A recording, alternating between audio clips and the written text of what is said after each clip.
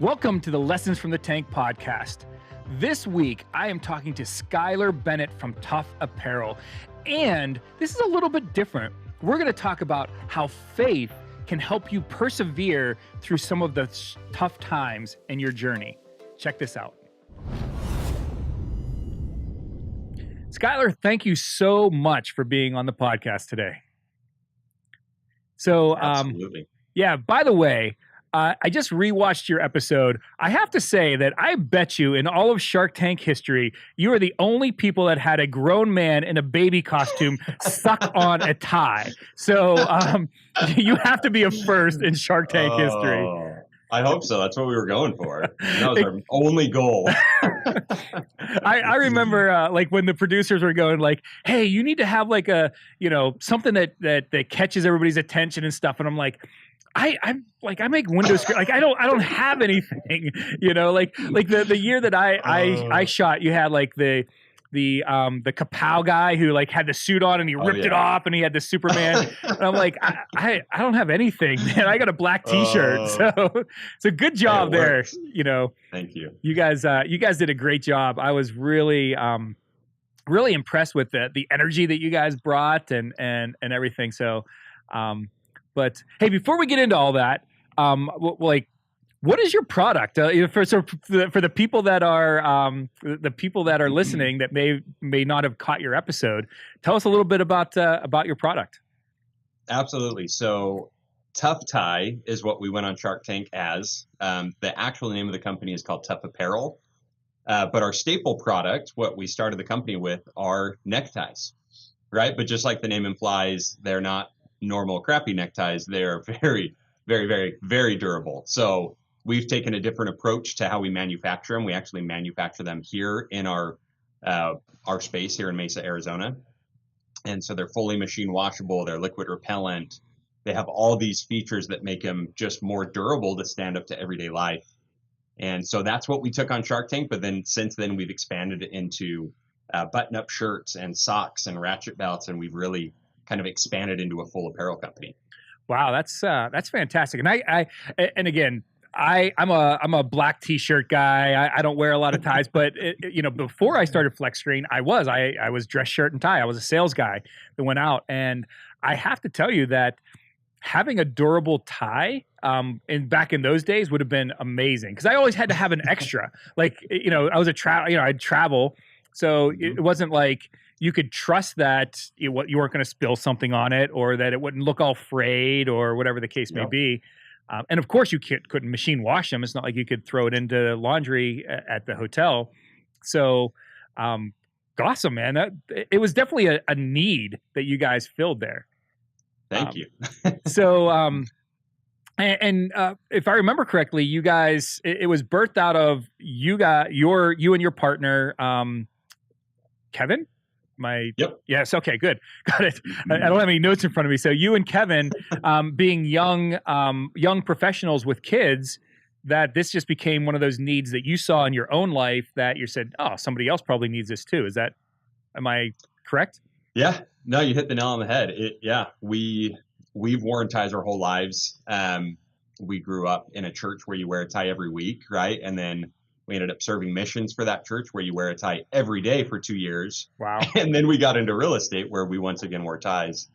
And really, you throw kids into any situation and it's just a tornado of filth, right? Like a tornado of filth. That's a great way of putting it. And so that's really, we had always struggled with staining ties just with our own efforts. But then you pick up a toddler and immediately they're eating it, they're regurgitating on it.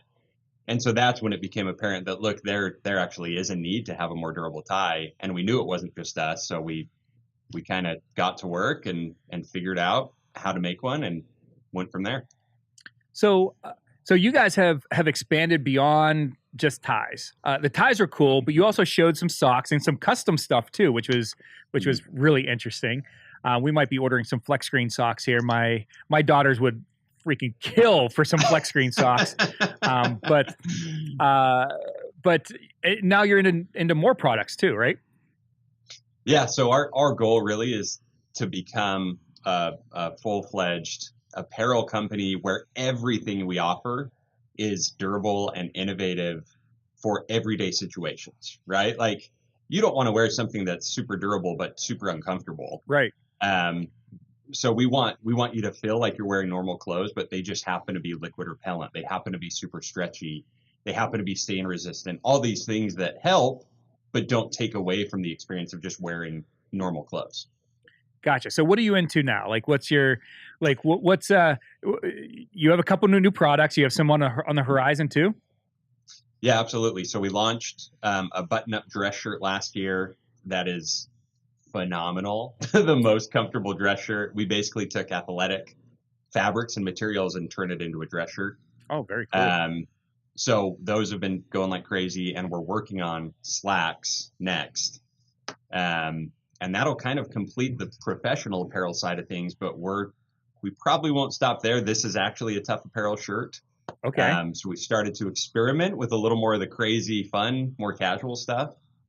And we'll just keep going and see where it goes. And you guys are making those all in Arizona, like all of your products, or is just certain things? Yeah, just certain products. We manufacture the ties in-house. We also print all of the socks in-house. Okay. And then we outsource some of the other products. Very cool. That's awesome. So, based off of, everything that I saw from the show, you guys made a decision early into your entrepreneurial journey here to do this full time. Is that, did I have that right? You do. Okay. Very, very early. You're like, man, we make some cool ties. Let's quit our jobs. Like how does that conversation go? Yeah. I know how it went with my wife, but how did it go? How did it go with yours with 3 young kids? Like, totally. How did that? How did you guys come to that decision? That's a great question.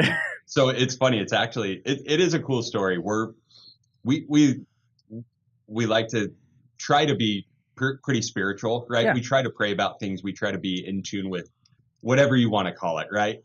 Because we feel like we want to achieve our purpose in life. Mm-hmm.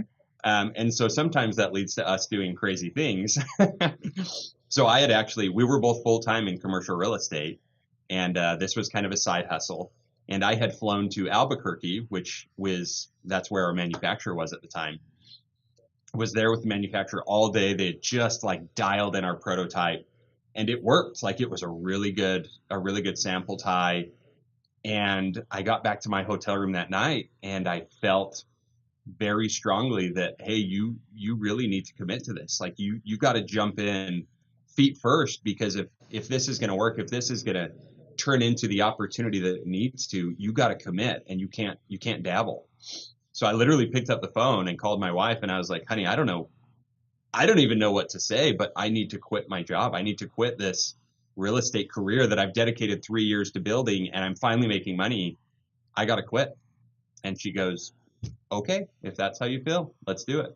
I have to tell you, supportive spouses are, I have told numerous people, the person behind the person is more important than the person actually going out there and trying to make things happen, because, very similar. Like I said, hey, I have this thing that I think is awesome. You know what I mean? I have some good feedback, but my investors, part of the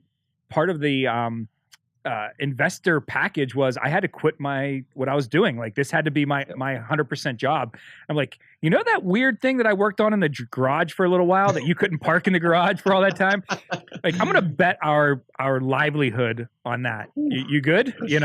And very similar to what you're saying. She was like, go for it. That's so cool. And so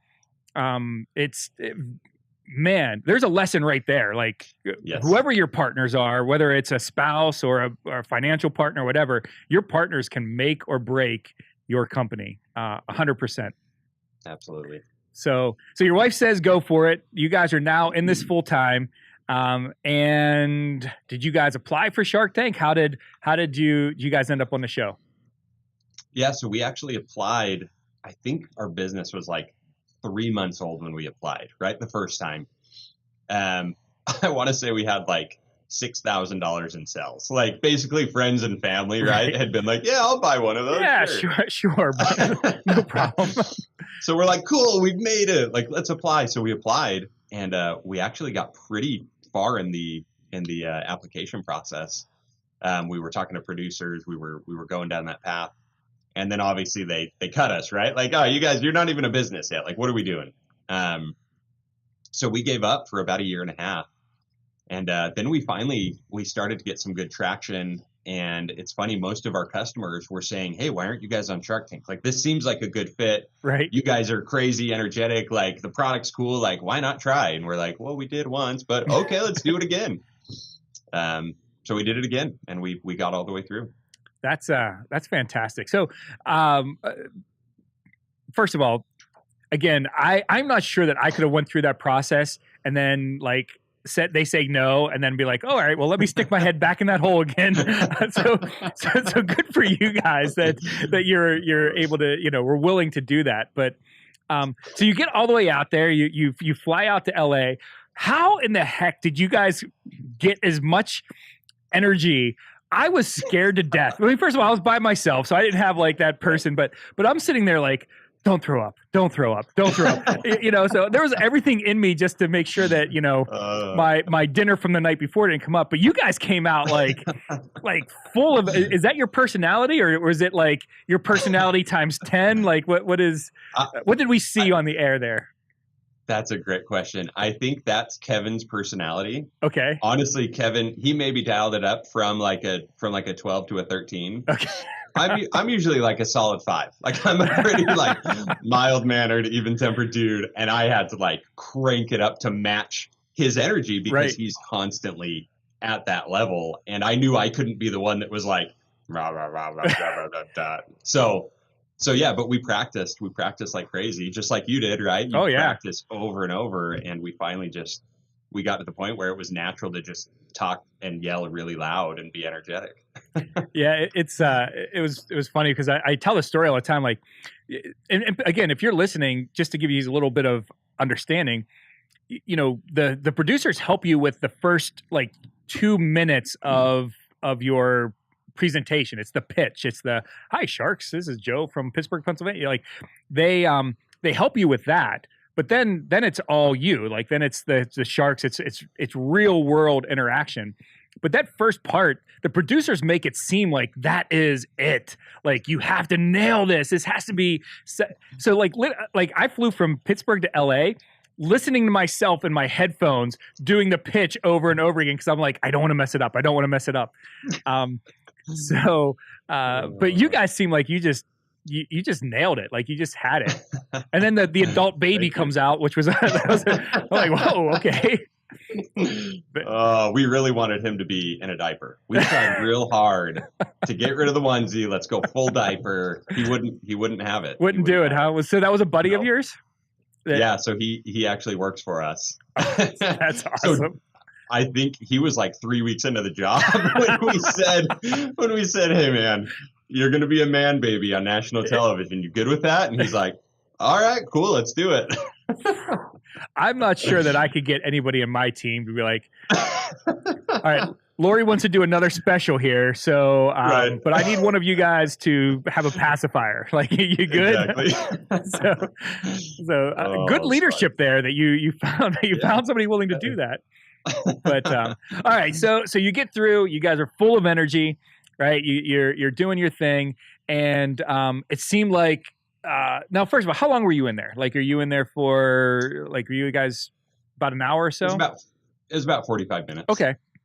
So you get through everything and it just seemed like, shark down, shark down, shark down, shark down. How, did you guys stay optimistic through all that? Or was there like, oh crap. You definitely feel that gut, right? Or that knot in your gut, I guess I should say, where you start to worry, right? Because you don't want everybody to back out, because that's frustrating, right? You go through all that work and you want a deal, honestly, you do, because you've worked so hard and you want that. So we were worried for sure, but we kind of knew going in, hey, we're going to do what it takes. Yeah. We're going to do whatever it takes to get a deal, because that's why we're here. And we know that if we can do that, that's going to lead to other opportunities, right? It's going to lead to where we want to take this company. So we kind of knew going in that let's do it. Whatever it takes, let's do it. Yeah, as soon as you started, I'm like, this is either Damon or Robert, like one of those two guys. Just because they seem to be the apparel guy, like they have some success with apparel, and so I was really surprised that Damon passed, and then I was happy to see that Robert jumped in. So, but so again, you guys are going through this. Robert comes out, makes an offer. First of all, I thought he was a bit of a jerk for not doing the 33 and a third percent. I was like, come on, man. Like, I think all the other sharks did too. By the way, yeah, if you guys, if you're listening and you didn't have a chance to watch the episode, it got down. Robert made a 35% pitch, or a 35% offer. These two guys, very graciously were like, look, we just want it to be a third. Each of everybody owned a third, and Robert shot him down, which I thought, Robert, if you're listening, that was a jerk off move, man. I but thanks, Joe. But anyway, I got your back, man. But you guys, but I mean, you got an offer, and you guys accepted the offer. What's going through your mind at that point? Like, man, this is like, we did it. Like, is that? I think it's a mix of we did it and oh crap, we did it, right? Like, what did we just do? What in the world did we just agree to? Right. Overwhelming. I mean, just overwhelming emotions. I probably cried for like an hour that night because I was just so tired and just emotionally exhausted from all of it. Oh my goodness. My wife tells a story because she flew out, and of course, I don't know what it was like with you, but she wasn't allowed on the set. So she had to wait at the hotel, and we got back and had like the little celebration, but then I slept for 15 hours. Like she's like you were like a rock. Like she's like I pulled the drapes, so that there was no light. She's like, but you just slept and slept and slept. Oh, but I get that. It's so exhausting, isn't it? It's the amount of emotional capital that you expend during the whole process, and then especially that day, is incredible. It is. It's nuts, man. There's no other words. Yeah.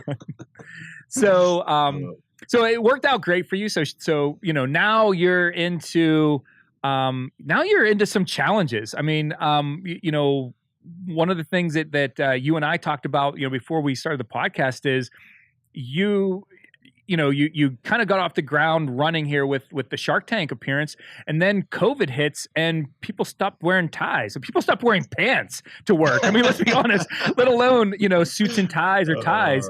And so you guys had to make some adjustments and keep growing the company through that. What did that look like for you?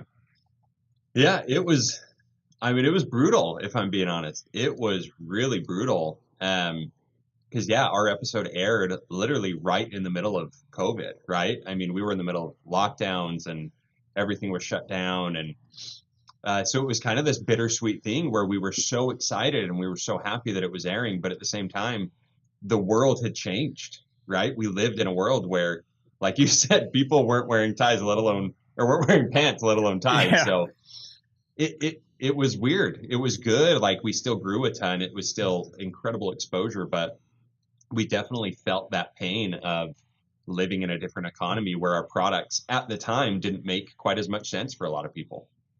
And so I know you guys had some other products that you guys were doing prior to Shark Tank, but did COVID like spark something? You were like, wow, we need to, we were going to be an apparel company before. Now it's vital that we can't, the success of the ties isn't going to carry us through.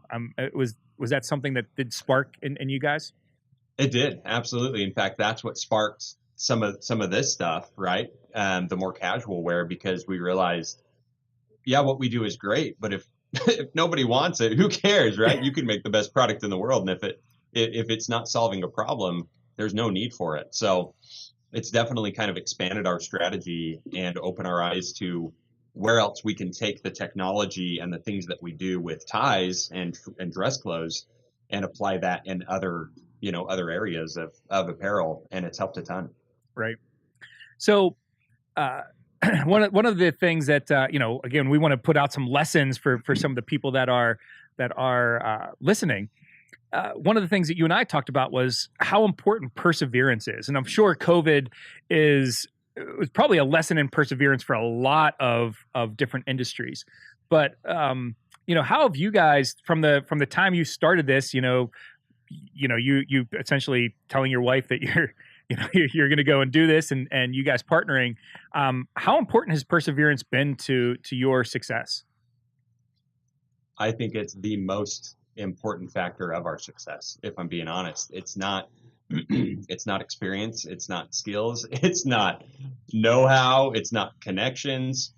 I think perseverance is the only thing that that helps you really overcome every single obstacle, because that's what a business is, right? It's problem solving day in and day out, and trying to get your product in front of consumers, and you have to be incredibly persistent and resilient to do that. And so I think learning that is the most important thing. It doesn't matter what you know, it doesn't matter what you don't know, it doesn't matter what your experience is. If you can be persistent and disciplined in what you're trying to build, you'll get there. You really will. So,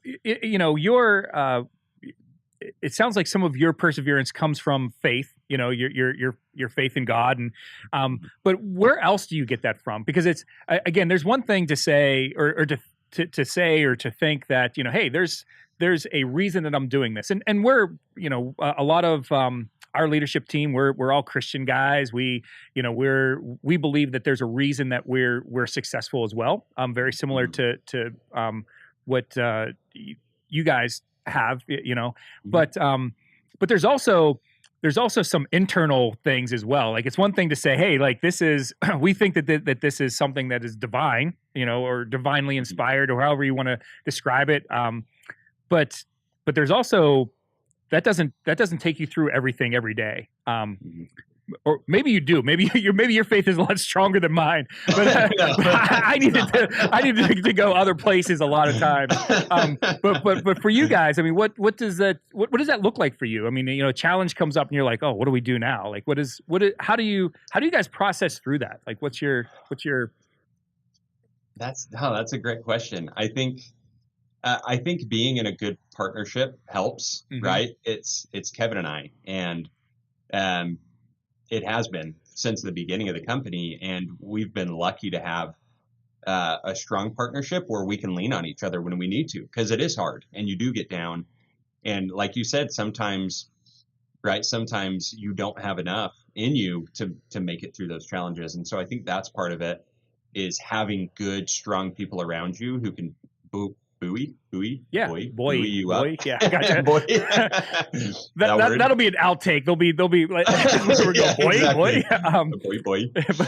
But yeah, that in combination with practicing, right? You can literally teach yourself anything, including how to be resilient and how to persevere, through challenges. That's great.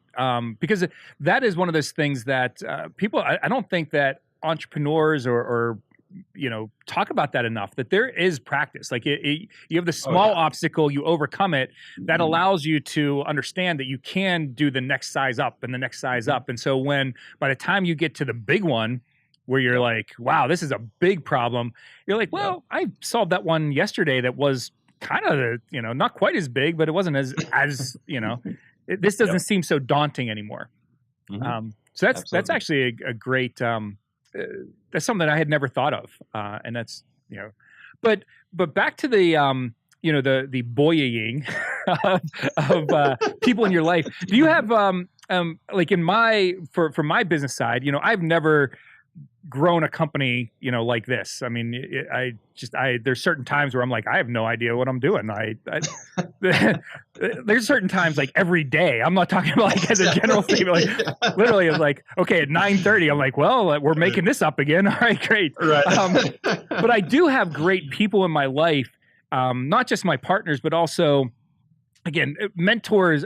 It seems almost like a cliche term, but there are people in my life that I can go to and say, what do you think about this? What would you do in my situation? Or, hey, can I just bounce this off of you? Do you have some of those people that through your journey that you've relied on for those types of things? Absolutely. And again, not to be cliche, but my wife has probably been the biggest one. She's much much smarter than me. And so she thinks extremely different than I do, right? And so she has a lot of insight. And it's funny because she's not really connected to the company. She doesn't work here. She doesn't really know what's going on day to day. But that's really helpful because she can give kind of an outside perspective on the issues that we're dealing with and help us in a lot of ways. Same with Kevin's wife. And then outside of that, our old boss from real estate has been a huge mentor. Luckily, we were able to, maintain and build on that relationship. And he's an entrepreneur and he's built several companies. And so he's been vital in helping us, learn how to turn our side hustle into a legitimate business that we can scale and develop processes for. And so, yeah, there's definitely a handful of people that we lean on pretty heavily to help us overcome everything. So just to take a little left turn here, you talk about your wife not being involved in the company, but being this sounding board for you. What do you do to combat your business as a mistress versus, because again, it's one of those things that I get asked a lot because I'm with you. My wife is not involved in the business. She doesn't work for the business, but her and my kids are a part of it, if that makes sense. Like, and we try to make sure that there isn't this, divide between home life and work life, but I don't think that there's a work-life balance. I think it's a myth. But what are some things that you do with your wife and children? By the way, how old are your kids? Are they still younger? Yeah, they're young. So 6, 4, 2, and 6 months. Okay. So I have 4 kids as well. So yes, you get it. Yep, I do. But even at 6, I mean, I assume that they're starting to understand that, wow, this is daddy's business. And if he's not home, he's probably here.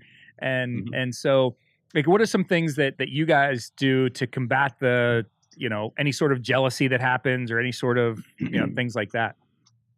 That's a really good question. I've tried from the beginning. I've always known that I wanted to do something, start a business of some sort. My dad's an entrepreneur, and so that was a little more natural. It was something I always wanted to do. But I've tried to be very intentional from the beginning in telling my wife and my kids now, hey, look, the business, it's not who I am. The business is a tool to help us live the life that we want to live. Right. Good. So I tell my son, hey, daddy's going to work today, but guess what? I'm building a business that's going to allow me to spend more time with you. And that's the goal of this business. It's not for us to make millions of dollars. It's really not. The goal is for us to be able to live the kind of life that we want to live as a family and not be strapped down to a career that's forcing me to work 80 hours a week.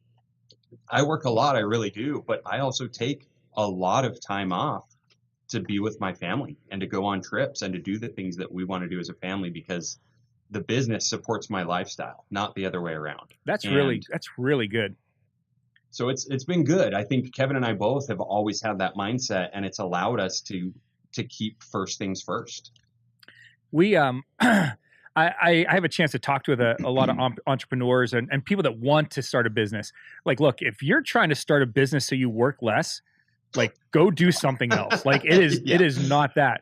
Now, a business offers you flexibility, but it does not offer you less work.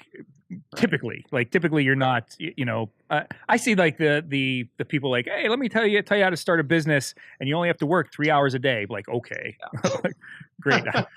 Sign me up for 3 of those. You know what I mean? Like, but to your point, it does offer a tremendous amount of flexibility that you can go do trips and you can, go to a soccer game in the middle of the day, which you don't have to call off, Exactly. So that's great. We, my wife and I have again, my wife is so smart, probably like yours. Like, we're just like knuckleheads that our wives, like they help us to live everything. Life right, Exactly. And like very early on, she was like, look, this is it. Like, you can go kill yourself 6 days a week, whatever. She's like, don't work Sundays. Like, Sunday is our family time. Sunday is, Sunday dinner, all this. And in the whole history of FlexScreen, I think there's only been 2 times where I had to fly out on a Sunday night or something like that. Like we just kept it as like that was one of the guardrails that we set up. Like, you know, hey, if something happens on a Sunday, you got to call somebody else because I'm not available. And it's served us really, really well. And again, kudos to my wife. I don't take any credit for that because I'd work through Sunday. I'd work, you know. But yeah, it's really important to have something in your life that you're pointing to say this is first things first. That's a great way of putting it. So, but man, this is I'm getting stuff out of this conversation. So tell us a little bit. Tell us where we can buy, you know, these indestructible ties and custom socks and all that stuff.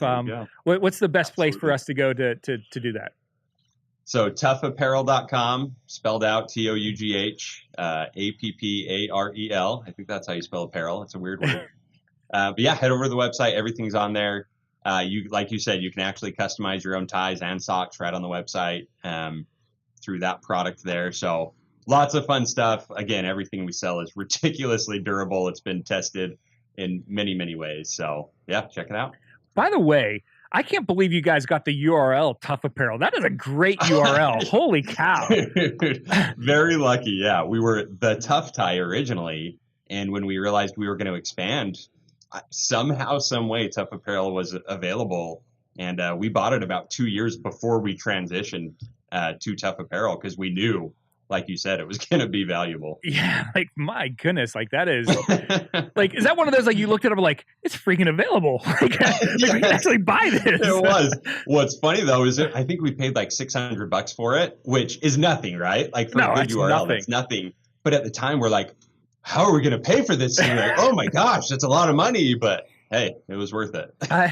So quick story. Like so Flex Screen was same thing. Like, you know, like nobody wants this URL. We like pulled it up and it's like, you know, somebody owns it, but it could be for sale. So we contact the company like, oh yeah, $60,000. I'm like, like 60 grand. Like, oh, we'll call the company something else. You know what I mean?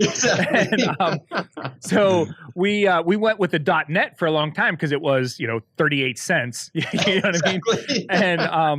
And so like every once in a while the company would call us back, you know, like, hey, are you guys still interested in this? Well, we might be able to drop it down to 35,000. But like, yeah, we're not. Like it's not 35.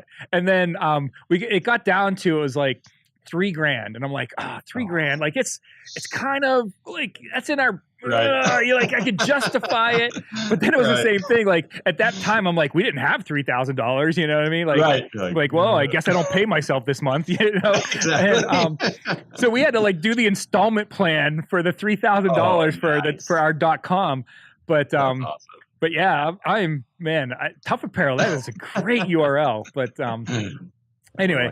So thanks so much for being, I hope that our listeners put up with us just talking back and forth about silly stuff, but like URLs. But yeah, thanks so much for being on the show. I wish you guys the best of luck. Definitely going to have to check out some of your, as you can tell, I'm not a suit and tie guy, but I might have to check out some of your button-up sporty stuff there. I like the one you have on there. That's I'm going to Aruba in a like a month and a half. That's that looks like it's right up the alley there. So. Oh yeah.